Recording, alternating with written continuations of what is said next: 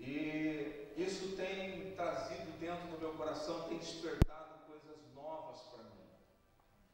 E uma delas é que a dimensão que a igreja vive, ela não pode ser, ela não deve ser a mesma dimensão das pessoas normais. Diga, eu não sou uma pessoa normal. Que é isso, pastor? É verdade.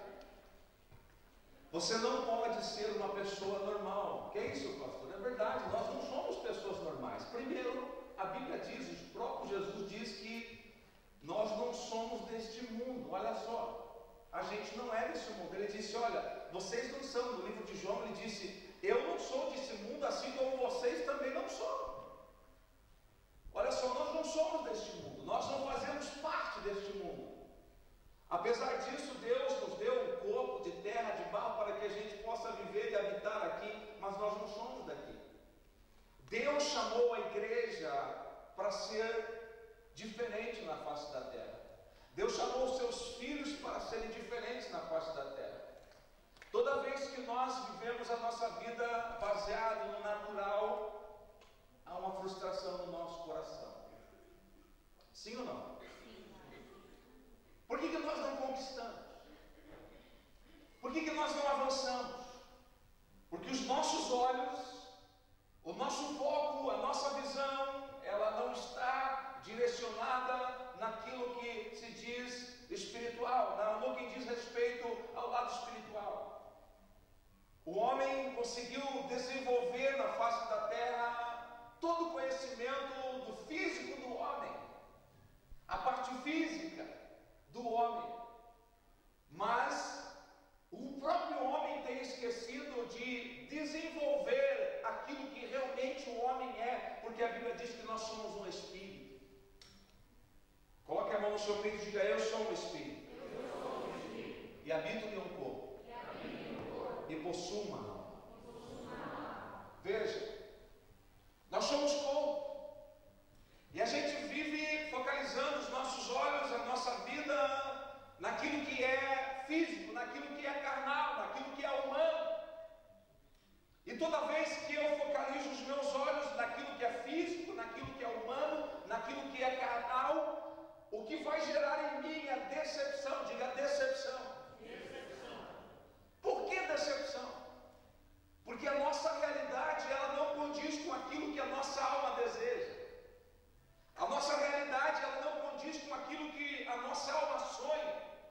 A nossa realidade não condiz com aquilo que nós buscamos, que a gente planeja, que a gente busca por parte de nós mesmos. Então, quando a gente olha para a realidade daquilo que nós estamos projetando no coração, na mente, nós focalizamos a realidade que nós estamos vivendo e a gente tem no coração um sentimento de derrota, um sentimento de fracasso, um sentimento de impotência, um sentimento de que você não vai conseguir chegar lá. Mas eu tenho uma boa notícia para você nessa noite. Você disse, a Bíblia diz que nós somos espírito. Se nós como igreja aprendemos a viver, a exercitar, a começar a meditar, a começar a aprender as coisas do Espírito, a nossa carne, ela não vai nos destruir nem nos entristecer. Por quê? Porque as coisas do Espírito, a Bíblia diz que elas subjugam as coisas da carne e elas vão além do que os nossos sentimentos, pensamentos, carnal, físico, motor, pode entender. Isaías, o Senhor diz assim, Isaías 55, ele diz, os meus pensamentos são mais altos do que os vossos pensamentos, diz o Senhor, e os meus caminhos também são mais altos do que os vossos caminhos, diz o Senhor. Quando Deus estava dizendo que o pensamento dele é mais alto, ele não estava dizendo, quando ele estava dizendo que os caminhos dele são mais altos, ele não estava dizendo que nós somos incapazes de imaginar, de pensar e andar como ele. Deus não estava dizendo para mim e para você. Deus não estava falando que nós somos incapazes de pensar como ele, de andar como ele, não. Ele estava dizendo uma realidade que nós vivemos. Nós não conseguimos conseguimos entender por quê? Porque nós somos carne, somos ossos, nós vivemos no natural, enxergamos o físico, e se nós não conseguirmos enxergar o físico e ver o físico, viver pelo físico, a gente não consegue acreditar naquilo que pode ser, ou pode existir, ou pode vir à tona sobre a nossa vida. Quantos estão entendendo quanto é glória a Deus? Eu quero desafiar você, como igreja de Cristo. Nós aprendemos na semana passada que nós somos filhos de Deus. Sim, somos filhos de herdeiro, lembra disso? E que o Senhor nos deu algumas coisas que nós temos direito, está na palavra. Mas nós, como cristãos, a gente precisa acordar para esta realidade. Acordar que o próprio Cristo disse que nós temos a mente dele. Olha só. A Bíblia diz que nós temos a mente de Cristo. A Bíblia fala sobre isso. Se nós temos a mente de Cristo, então lá em Isaías não está querendo dizer que a mente de Deus é muito mais alta, que nós não podemos pensar como Ele. Não! É porque nós, quando deixarmos as coisas físicas, carnais, e começar a pensar como filho de Deus que realmente somos, você não é capaz de imaginar, de entender o que você pode fazer através desta chave, através da solução, através deste mover que está sobre a sua vida. E baseado nisso, eu quero começar a minha prédica hoje fazendo uma pergunta para vocês. Qual as condições adequadas para uma pessoa alcançar o sucesso? Ou desenvolver o seu potencial? Nós terminamos falando semana passada que a semente ela só pode desenvolver o seu potencial se ela estiver no lugar e no ambiente certo. É verdade? Nós terminamos falando sobre isso, demos alguns exemplos, e eu quero voltar um pouquinho e falar sobre isso para que a gente possa afirmar no coração o nosso potencial, como desenvolver isso. Mas eu quero começar fazendo esta pergunta para você: qual as condições no nosso coração, na nossa mentalidade, qual as condições adequadas para alguém alcançar o sucesso? Ô meu filho, eu estou falando dentro de uma caixa de pergunta hoje. Pelo menos está aparecendo aqui. Ou a minha voz é ruim mesmo. Qual as condições? Tá? Pergunte para o teu irmão. Pergunta para ele: qual as condições adequadas para alguém alcançar o sucesso ou o seu potencial? Vamos lá, eu fiz uma pergunta, eu gostaria agora que vocês me ajudassem então. Qual a condição adequada, na tua perspectiva, na tua visão, nos teus pensamentos, para uma pessoa prosperar, para uma pessoa desenvolver, para uma pessoa começar a operar em potência total? Qual é?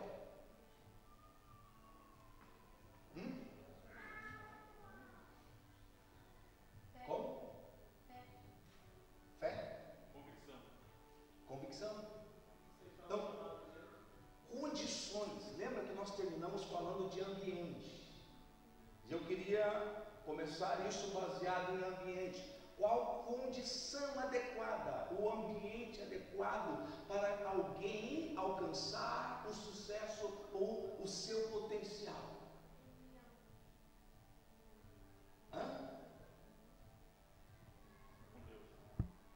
Como? Estar com Deus? Nós estamos com Deus ou não? E por que a gente não conquista muitas coisas, não exerce nosso potencial? Estão fechados, porque se ele está no lugar onde ele está, que onde ele está no lugar com Deus, por exemplo, que ele pelo mistério. Sim, Johnny falou aqui, Johnny.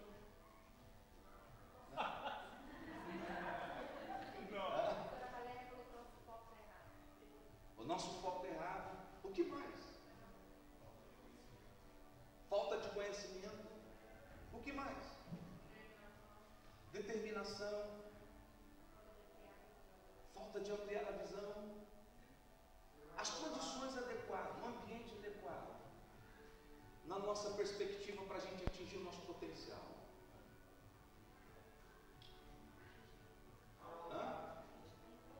Ter uma base Acreditar boa. em nós mesmos. Ter uma base boa. Ter uma base boa.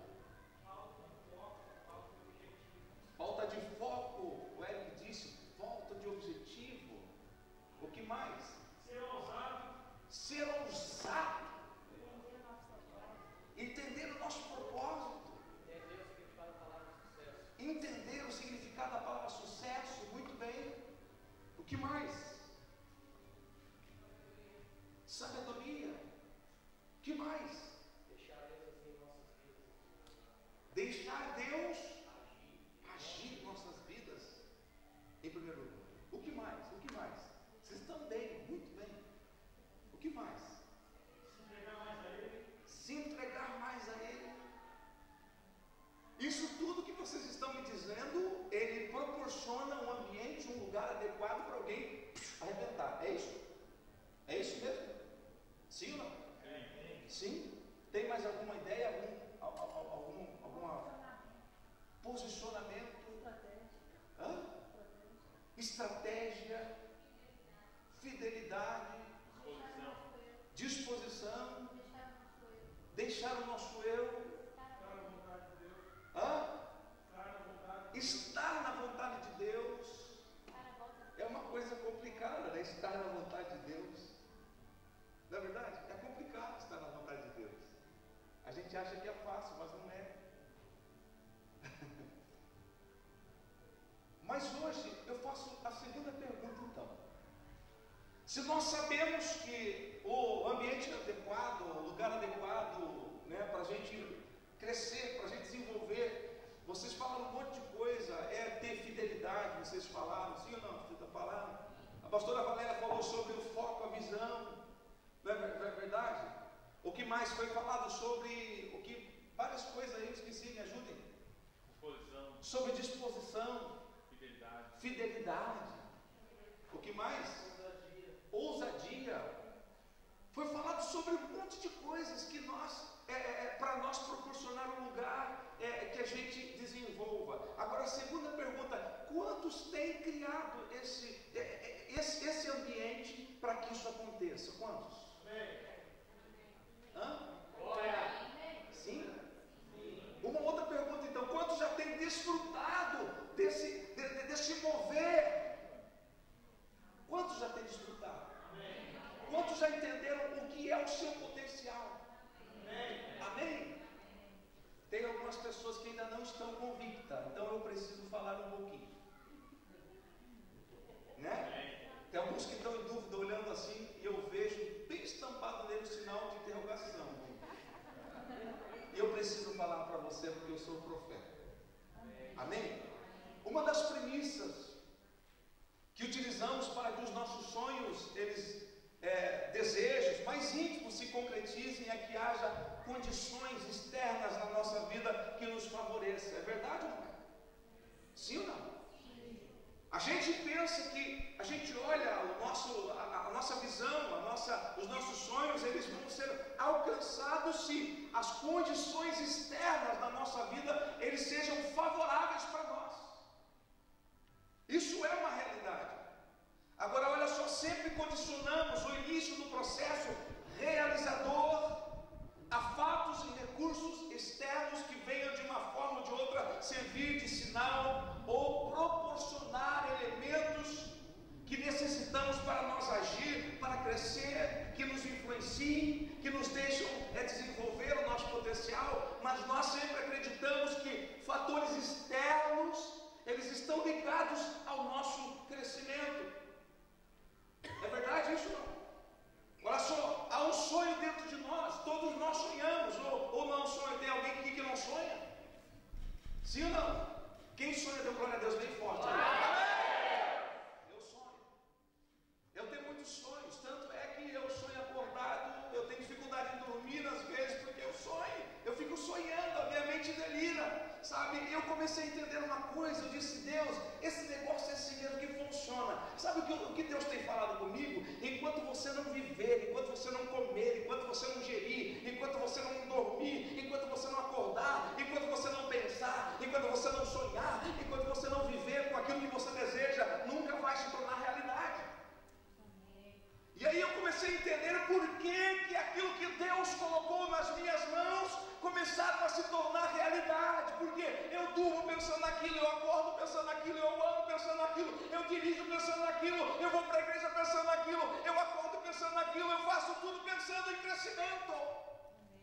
A minha vida é pensar em crescer, em desenvolver, em abençoar vidas, em ter multidões, em ter milhares de líderes, em ter milhares de igrejas. E eu comecei a sonhar com isso. E eu entendi que eu não sou mais natural, eu sou sobrenatural, eu vivo fora do natural. Eu comecei a ser anormal.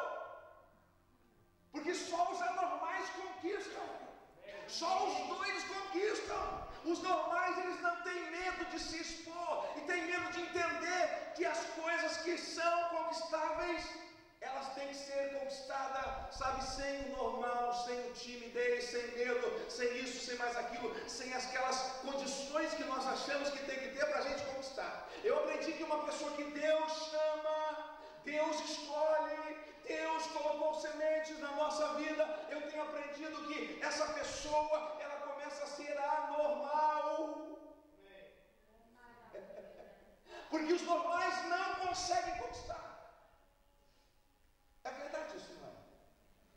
Pensa Abraão, pensa nos profetas, pensa nos discípulos, pensa nos apóstolos, pensa nos reis, pensa nos homens que Deus usou, pensa nesses caras, todos eles eram loucos, todos eles eram doidos.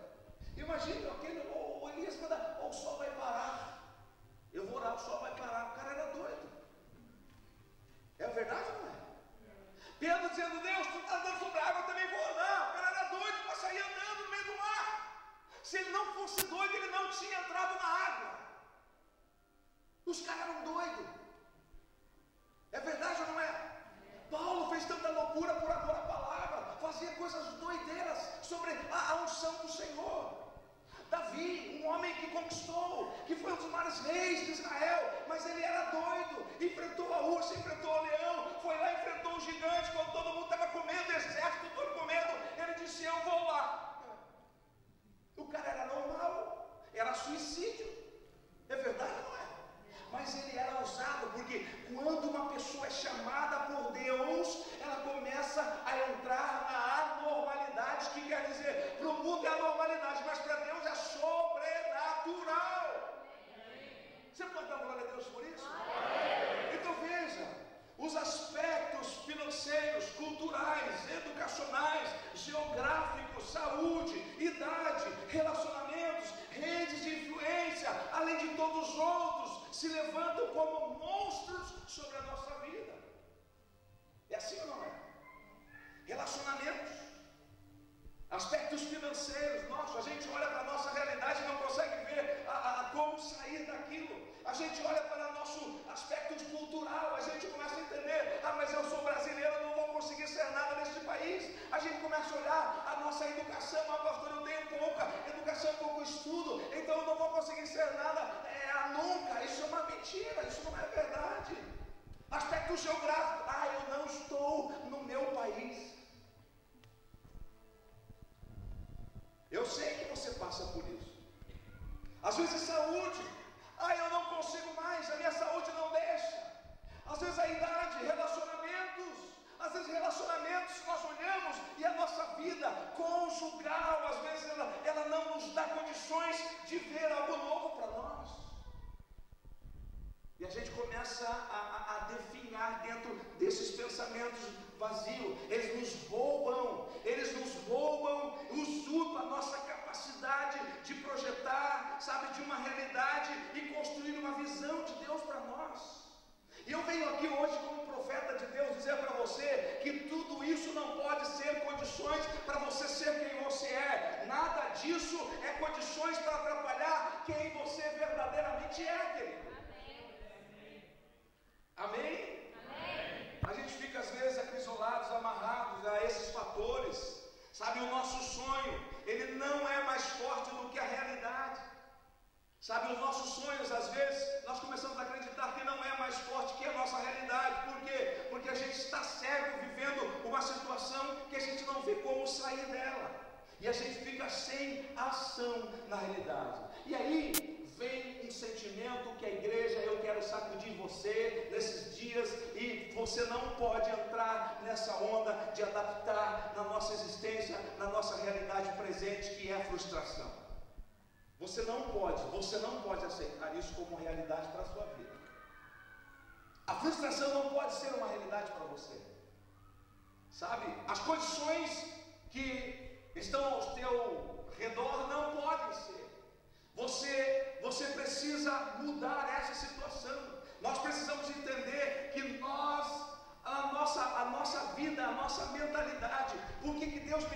esse tema de descobrir, mudar para conquistar. Olha só, são 3 coisas que o Senhor me deu, que foi automático, porque às vezes a gente olha, por que muitas pessoas não conquistam?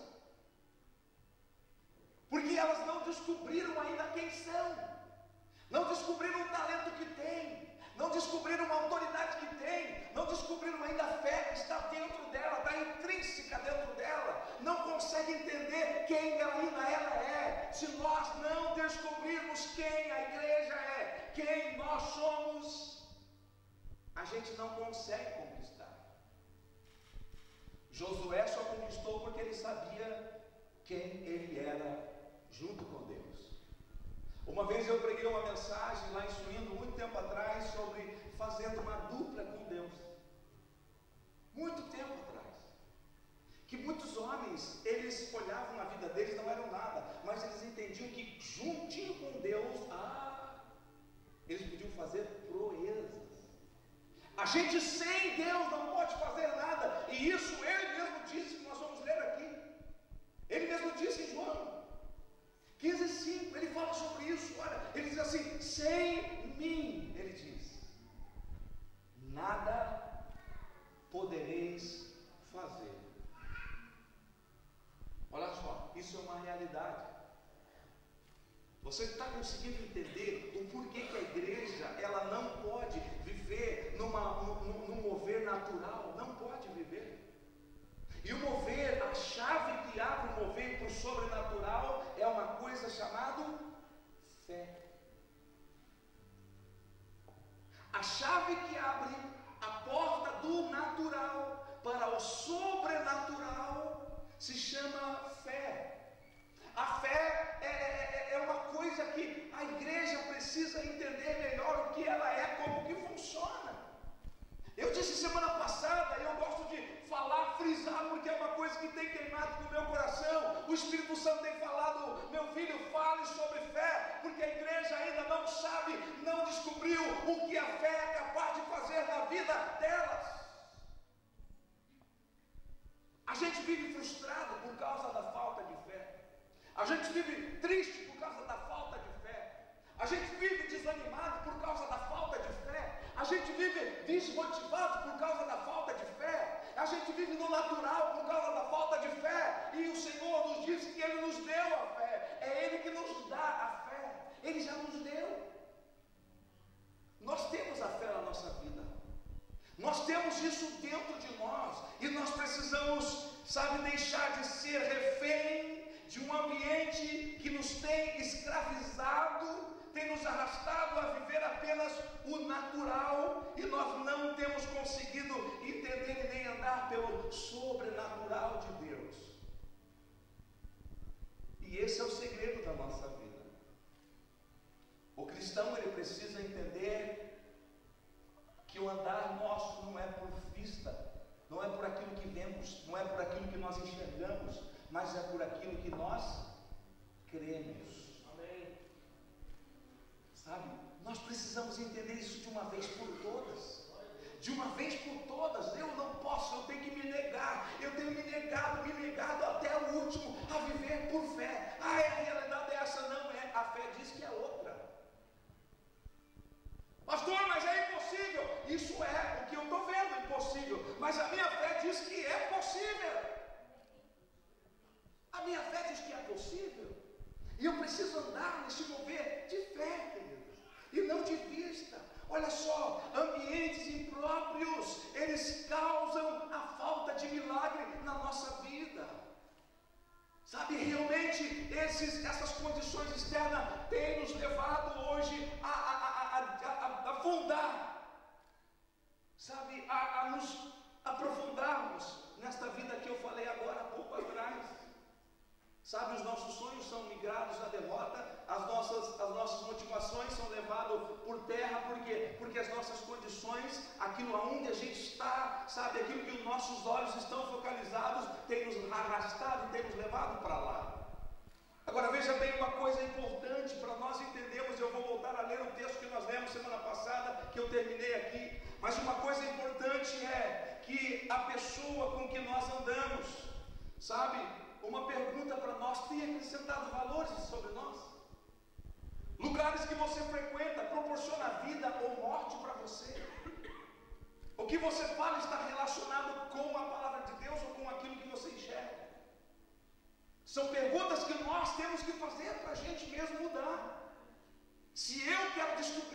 sobre mim, eu preciso descobrir, eu preciso dar o segundo passo, que não é apenas a descoberta, que é o segundo passo, que é a mudança. Se nós sabemos, como vocês falaram aqui no começo, as condições para alguém chegar no sucesso, desenvolver o potencial, nós todos falamos, fidelidade, fé em Deus, sabe, e muitas outras coisas, foco, propósito, foi falando tantas coisas, nós sabemos, mas a segunda coisa é aquilo que você tem feito, ou o que você tem feito com aquilo que você sabe, que se chama mudança. Estão entendendo isso? Mudança. Por exemplo, se eu estou atirando em um alvo, e eu estou sempre posicionando, quem atira aqui sabe disso, eu não fui por exército, mas eu tinha em casa, né, nós morávamos em um sítio, e nós tínhamos espingarda, arma em casa, meu pai gostava, meu avô veio lá de trás, né? É lá do tataravô, não sei de quem mais, chegou até meu pai também tinha, mas ninguém usava. Então, quando ninguém usava, eu peguei aquelas armas e nós começamos a treinar. E eu aprendi uma coisa, funciona assim, para você atirar, você coloca as suas miras. E se você atirou e não acertou, você precisa mudar o posicionamento daquilo que você estava fazendo antes, sim ou não? Sim. Se você não mudar o posicionamento da tua arma, você jamais vai experimentar o gosto de acertar o alvo que está sobre a sua frente. Às vezes nós, como a pastora Valéria ministrou aqui, a gente está, eu creio nisso, eu estou numa terra de mana, leite e mel, essa terra é uma terra virgem, ela não foi conquistada ainda por nós, temos muito que crescer e aprender a desenvolver e arrancarmos desta terra, mas a gente ainda não entendeu isso, sabe, nós estamos fazendo as mesmas coisas, a gente não está acertando o alvo, a gente não está acertando aonde nós queríamos chegar, a gente está fazendo sempre a mesma coisa, mas a gente não ainda caiu no nosso coração, não caiu na nossa ficha ainda, que nós precisamos ter uma atitude que se chama mudança, mudarmos. Uma vez uma irmã chegou para mim lá em Suíno e disse: pastor, olha, já faz 10, 12 anos que eu estou casado, e olha, é a mesma coisa, meu marido não muda.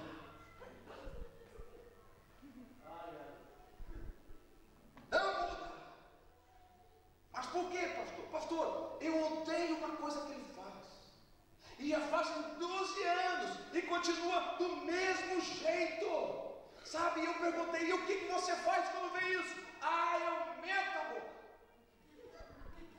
Eu falei: você faz isso durante 12 anos? Sim, pastor, 12 anos. E não resolveu. Ela se encheu de vontade. Não resolveu. Até hoje, o senhor está vendo?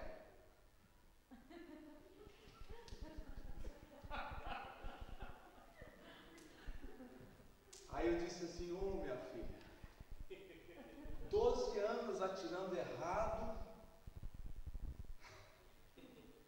e ainda não mudou?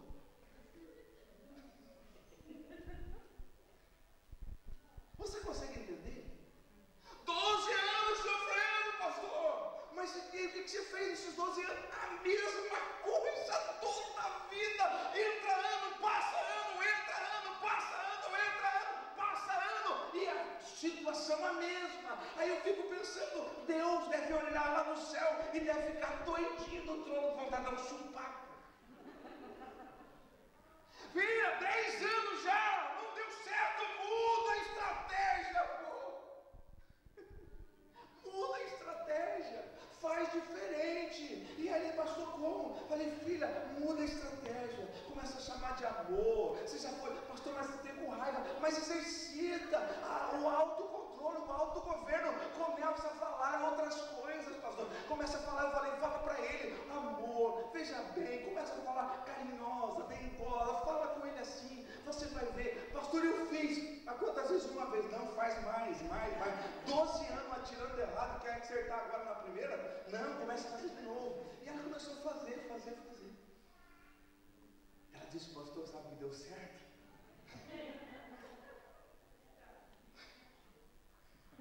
Aí eu pergunto para você: por que nós sofremos às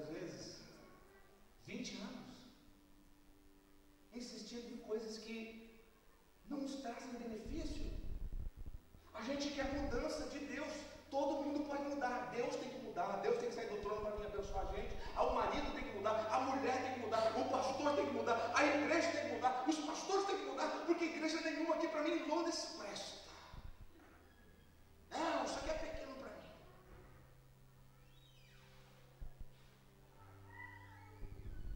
Deus está falando com você? Sim ou não? Deus falou comigo. Falou muito comigo. Sabe? E a gente insiste, errando em situações que nós deveríamos estar muito acima, já avançados.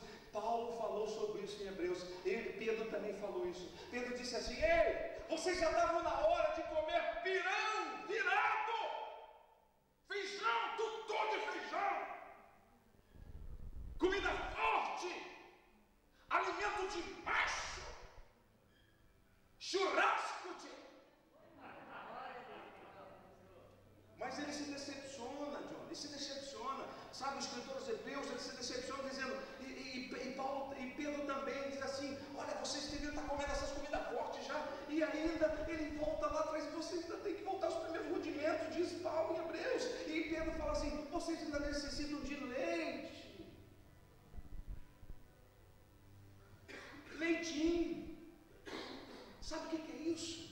É falta de crescimento, porque nós não temos atitudes de mudança na nossa vida, sabe? Nós falamos sobre ambientes, nós vamos falar aqui de novo sobre os ambientes que nós precisamos estar em ambiente certo, correto, isso é verdade, mas se nós não tivermos o ambiente certo, estarmos no lugar certo, e nós não tivermos atitudes, também não adianta nada. Se nós não quisermos movermos da onde nós estamos para uma coisa chamada mudança, você não vai conseguir conquistar.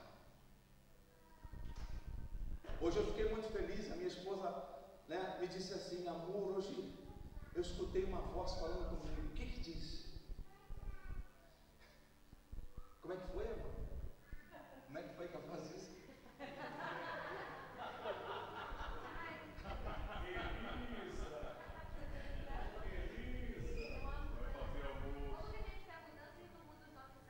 Isso, olha só. Aí eu disse: teve a confirmação no coração da palavra, estou no caminho certo. Como que a gente quer mudança se a gente não muda os nossos hábitos? Sabe, a gente precisa mudar os nossos hábitos, querido. Sabe, uma coisa tem me intrigado muito. Eu começo a imaginar o que Deus pensa a nosso respeito quando Ele olha a nós com tanta autoridade, com tanto poder, com tanta unção, com tanto potencial, e a gente não sabe usar aquilo que tem.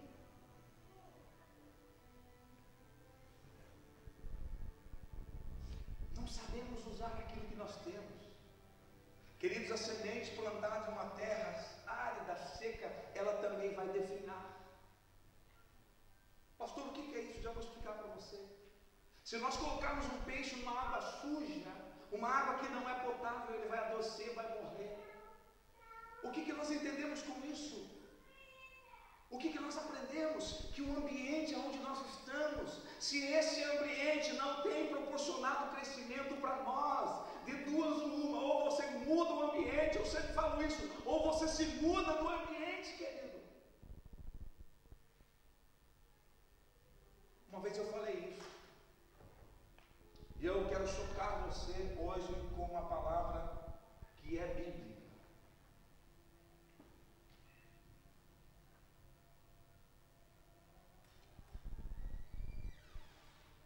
O maior assassinatos de sementes estão no âmbito familiar. Sabia disso? Os maiores assassinatos de potenciais estão no âmbito familiar. Pastor, o que é isso? Eu quero ler alguns textos para você.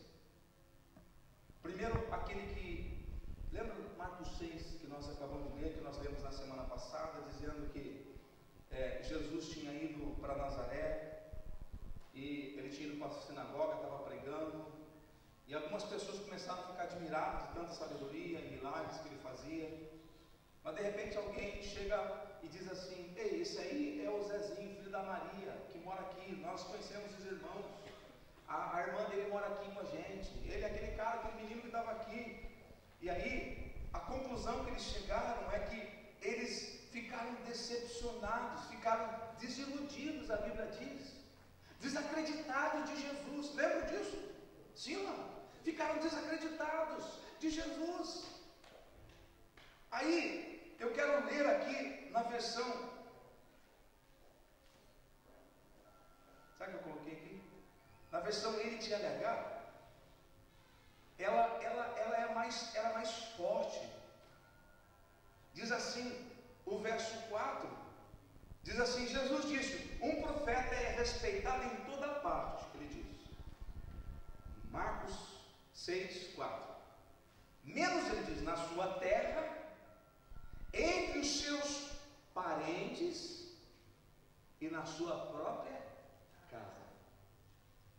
Olha só, Jesus deixa bem evidente nesse texto que um dos problemas da falta de fé do lugar, sabe de quem era a culpa? Sabe de quem era a culpa? Sabe de quem? Dos parentes.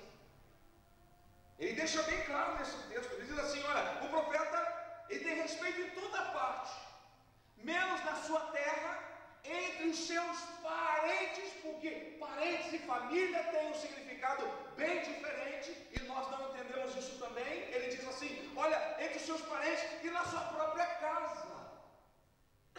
Parente e família tem algo diferente, querido. Ele fala e deixa bem claro aqui nesse texto que um dos problemas da falta de fé eram os seus irmãos. Pastor, por que você fala isso? Vamos ler, vamos ver. Eu gosto de mostrar a palavra do Senhor. Olha o que a Bíblia diz. Marcos, no capítulo 3, o verso 20, diz assim, anote aí: e foram para uma casa, e afluía outra vez a multidão, de tal maneira que nem sequer podiam comer pão. 21. E quando os seus irmãos, no texto original, ouviram isso, saíram para o prender, porque diziam: está fora de si, o cara está louco. Isso aqui são palavras dos irmãos da família de Jesus. Vamos prender ele porque ele está louco.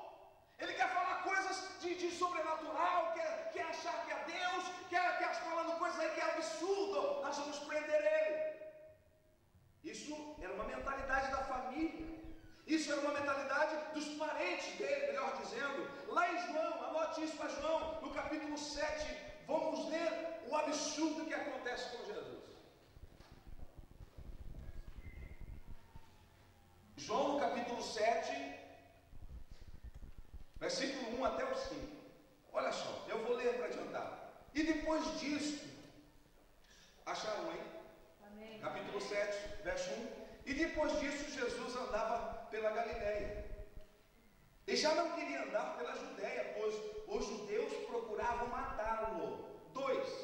E estava próximo à festa dos judeus, a festa dos tabernáculos. 3. Disseram-lhe, pois, seus irmãos. Olha só. Disseram para Jesus: sai daqui, vai para a Judéia, para que também os teus discípulos vejam as obras que tu fazes. Aí no 4, porque não há ninguém que procure ser conhecido, que faça coisa alguma em oculto. Os irmãos deles estavam dizendo o seguinte: ei, cara, vá lá, vai se manifestar, porque a intenção, a visão deles para Jesus era uma visão distorcida. A visão deles não era a visão de Messias, não era a visão do foco onde os milagres das bênçãos de quem Jesus era e fazia. O foco deles era no homem. Eles achavam que Jesus queria se aparecer, os irmãos de Jesus. Aí olha só o que diz: se fazem estas coisas, manifesta-te ao mundo. Em outras palavras, eles estavam dizendo: ei, o seguinte, sai daqui, vai fazer vergonha para lá, na nossa casa não, na nossa cidade não, vai para outro lugar.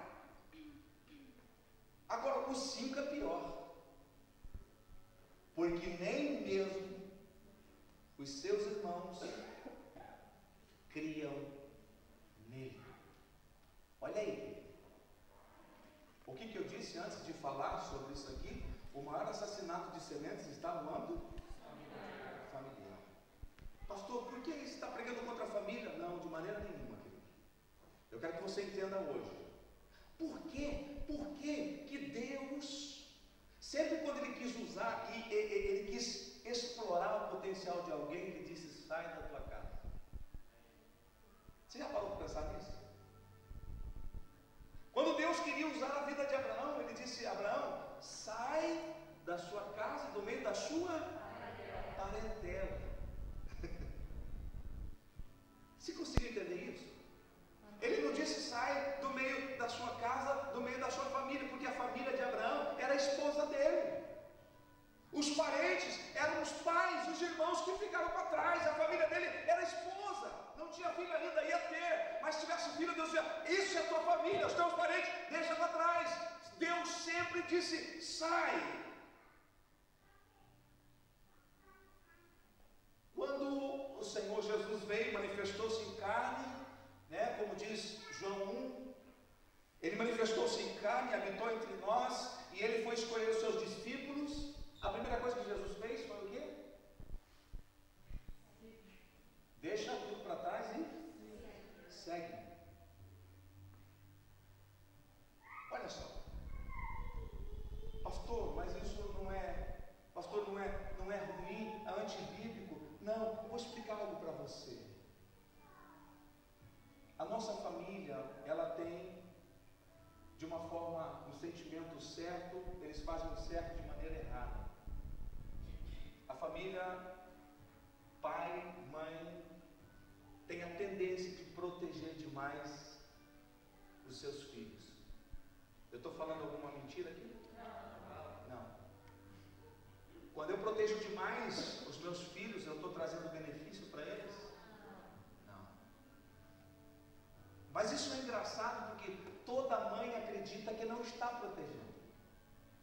Todo pai acredita que não está protegendo. Ela sabe, às vezes o pai sabe, a mãe sabe que precisa deixar viver, mas não, eles seguram até o último instante. Se eu ligar hoje lá para a minha família, para o meu pai e para a minha mãe, e falar: pai, eu vou embora, eles vão dizer: vem mesmo, meu filho. Se a minha esposa ligar para a mãe dela e dizer assim: mãe, eu estou pensando, hein? Estou pensando, o que, filha minha? Contra, vem já. É verdade ou não é? E o ambiente começa a se tornar para nós, e isso é bíblico, aconteceu com Jesus. Veja só, por que Jesus saiu? O texto que nós lemos lá, na semana passada, fala assim, que Jesus voltou com os seus discípulos para a cidade de Nazaré, onde tinha morado. Para ele evidenciar o potencial dele, Deus tirar tudo que ele tinha, todo o potencial de Jesus, ele precisou sair do meio da sua família, porque lá ele não conseguia exercer e nem realizar o potencial que ele tinha, porque a família, na Bíblia diz aqui, que não criam nele, os irmãos não criam em Jesus, e se alguém não crê, ele vai desanimar. Aquilo que você faz é verdade ou não é? O que aconteceu com José? Eu sonhei com os feixes de trigo. E daí? E tinha uns, era o total dos irmãos, que já captaram ele. Nós se curvando diante desse porcaria aí, não é de jeito nenhum. É verdade ou não é? Nós, que é isso? Aí começou a perseguição sobre a vida de José. Aonde começou? Família, parentes. Sabe, em outros lugares, em outras famílias acontece o seguinte, sabe, o filho casa, sabe, o pai começa a manter, dá dinheiro, dá de tudo, e o filho fica ali, dependendo do pai e da mãe, casado, barbado, tem filho, tem tudo, mas não consegue desenvolver. Por quê? Porque existe alguém estragando o potencial dele.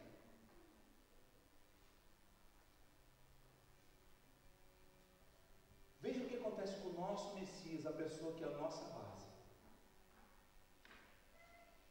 Estava do lado do Pai, do trono do Pai. Sim ou não? A Bíblia diz que ele estava lá com Deus. Estava do lado do Pai. E o Pai disse: filho, eu preciso desenvolver o teu potencial. Eu preciso que você cresça, que você tenha um homem. acima de todo nome. E perante este nome, todo joelho se dobre. Toda língua confesse que você é o cara, é o Senhor dos céus e da terra. Para isso acontecer, você vai ter que abrir mão de uma coisa. Do que, pai? Da casinha do papai por um pouco de tempo.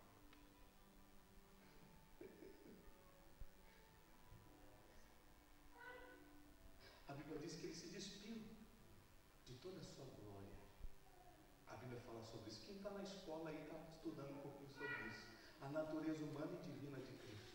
Ele se despiu de toda a sua glória. Ele não usurpou.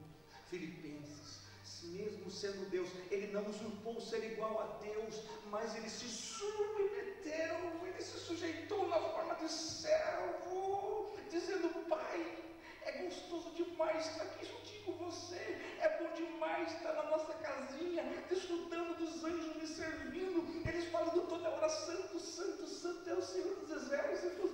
Mas se eu tenho um propósito a cumprir, se existe um potencial a ser liberado em mim, que não é aqui, eu aceito o desafio.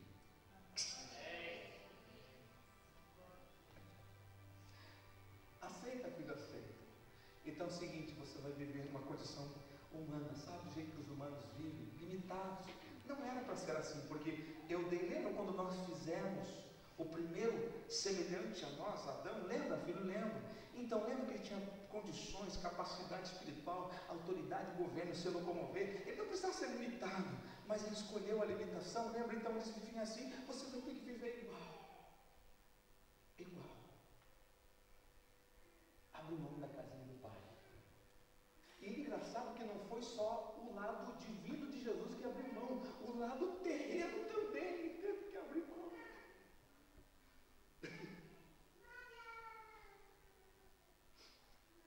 Mas no final de tudo, e eu termino aqui,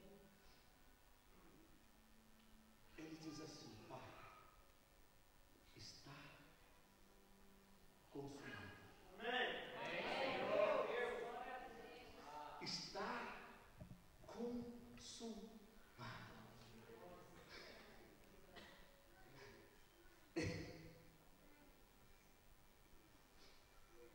Em outras palavras, Jesus disse: eu consegui terminar a minha missão. Pai, eu fui bem no meu potencial. Eu passei fome, eu passei sede, eu passei privações. Eu vi o que os humanos passam, o que os homens passam. Eu senti o que eles sentem, eu senti dor, eu senti angústia, eu senti medo, eu senti desespero. Quando ele disse: Pai, passa de mim esse cálice, ele sentiu desespero no coração.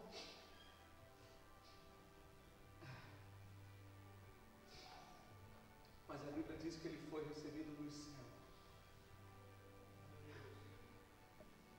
E um dia ele vai voltar, no Apocalipse diz que ele vai voltar sentado num cavalo branco, e na sua coxa direita vai estar escrito: Rei dos Reis, Senhor dos Senhores, Rei dos Reis, Senhor dos Senhores. E a Bíblia diz que nesse momento todo o olho vai se cumprir aquilo que Paulo escreveu em Filipenses: todo o olho verá, reconhecerá que ele é o Messias. Hoje não acreditam nele, são mais um profeta. Jesus é mais um livro profeta. Hoje muitas pessoas questionam até a razão do nome dele, mas neste dia todo mundo vai ter que se curvar, somente porque ele abriu mão de um lugar de conforto, ele abriu mão da família, ele abriu mão de algumas coisas, para que o potencial dele fosse liberado, não somente no céu, mas também liberado aqui na terra, para que eu e você pudesse desfrutar agora das duas bênçãos que estavam sobre a vida dele, aqui no céu e também na terra. Pode ser fé.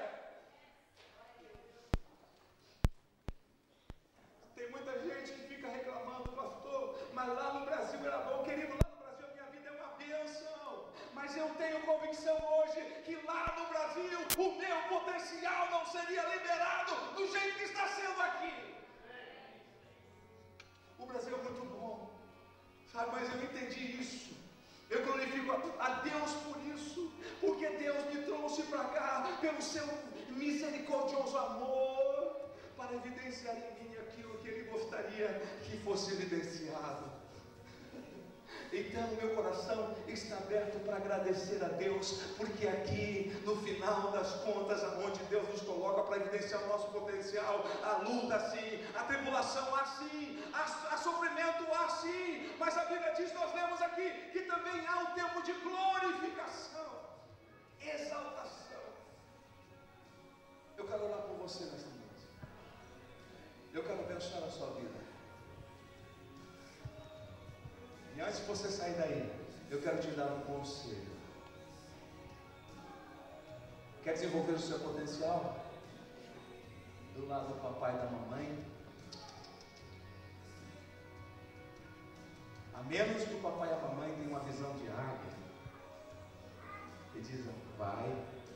Quer conquistar? Vai. Está sofrendo? Vai. Está conquistando alguma coisa? Assim mesmo que tem que ser, meu filho. Vai, vai.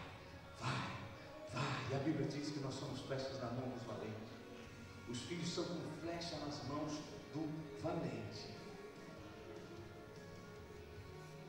O sonho do meu pai era pregar pelas nações.